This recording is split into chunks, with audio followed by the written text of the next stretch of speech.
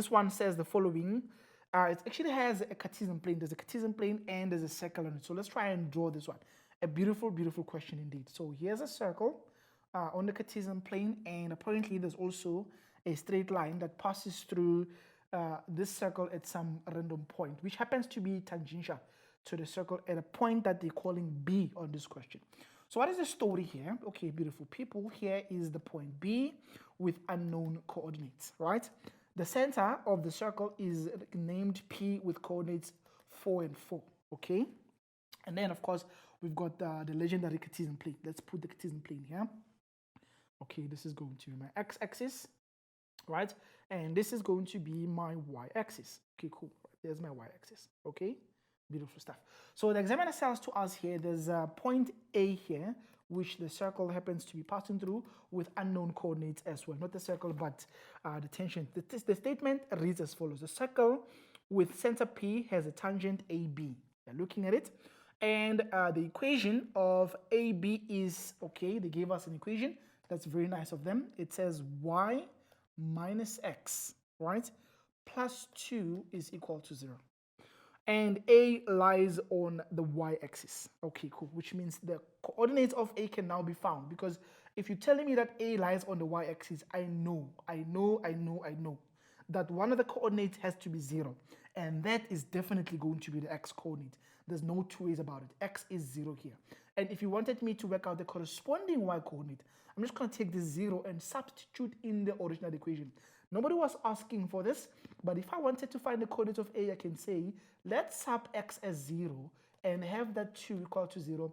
And when you solve, you're going to get y as -2. That means the coordinates of A are simply 0 and -2.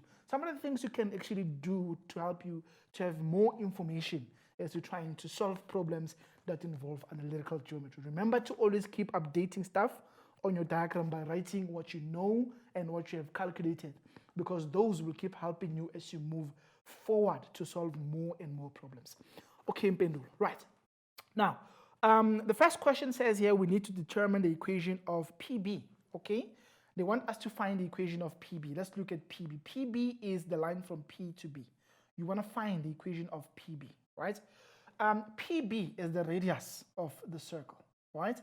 If I want to find the equation of any line, the ingredients that are necessary are the following. You need to know what is the gradient of that line and what is the point that the line passes through. In order to find the equation, we are looking for the equation of PB. That's the first question that Mpendulo wanted us to look at as far as this diagram is concerned. Now, the ingredients of finding any equation of a straight line involve a point and the gradient of the line. Do I have a point? Yes, I'm going to take point P. So the point that I have is coordinated 4 and 4, but I don't have the gradient of that line. And I can't work it out because if you look at PB, I don't have the coordinates of B, since B is an unknown point, right? But I'm going to use the fact that a gradient and a tangent are perpendicular to each other, which means if I know the gradient, right, of the tangent, I can use that to find the gradient of the radius. Why? Because they are perpendicular to each other at the point of contact. The angle here is actually equal to 90 degrees. This is 90. So because of the fact that they're perpendicular, then we can then, of course, claim that the product of their gradient is equal to -1. So how do you argue this in an exam? You start first of all by saying the gradient of PB times the gradient of AB will be equal to -1. The examiner is going to be shocked. Why are you saying that?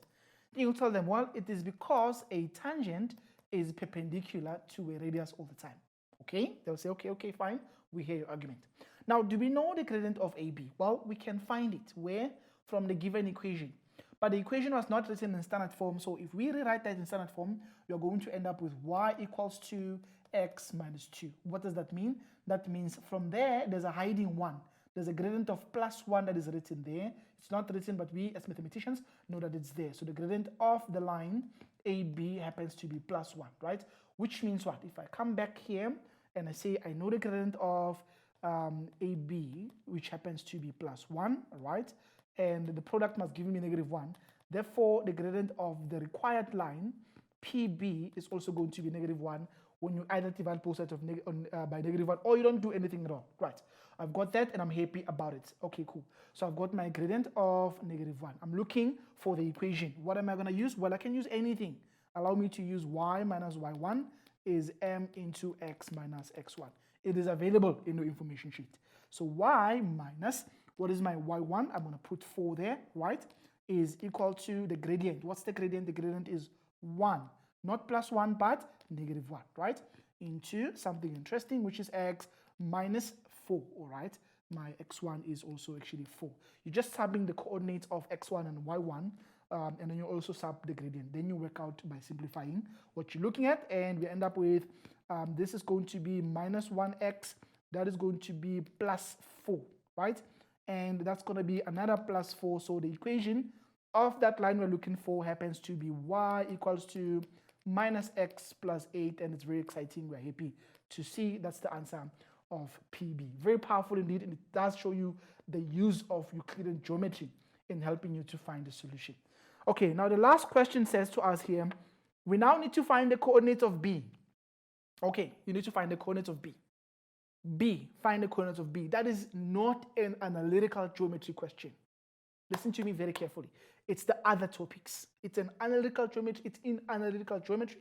But for you to find the equation or the coordinates of a point where two graphs or two lines intersect each other, it's a simultaneous equation concept. So you need to solve for the equation of the tangent and the equation of the radius simultaneously. Once you find the solution to that, the coordinates are going to be the coordinates of point B. Right. Okay, let's have fun.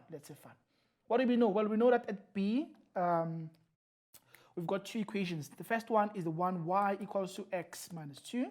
This is actually the first equation. The second equation is y equals to minus x plus 8, right? What are we looking for? We want to look and find a solution to these simultaneously. So let's call this one equation 1. Let's call this guy equation 2.